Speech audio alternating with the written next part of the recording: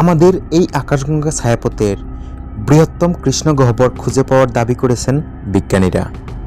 এটির ভর আমাদের সূর্যের চেয়ে ৩৩ গুণ বেশি। এতদিন এটি আবিষ্কার করা সম্ভব হয়নি। গত মঙ্গলবার প্রকাশিত একটি গবেষণাপত্রে এই তথ্য জানিয়েছেন ফ্রান্সের গবেষকরা। নতুন আবিষ্কৃত কৃষ্ণ গহ্বরটির নাম গাইয়া BH3।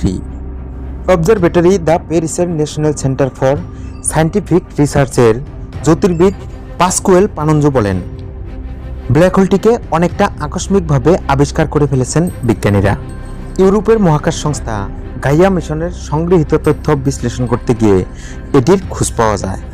গাইয়া মিশনটি মূলত আমাদের মিল্কওয়ে ছায়াপথের ম্যাপ তৈরি করতে কাজ করেছে। এটি এবার পৃথিবী থেকে 2000 আলোকবর্ষ দূরে আকুইলা গ্রহপুঞ্জে BH3 নামের কৃষ্ণ গহ্বরটি শনাক্ত করেছে। গাইয়ার টেলিস্কোপ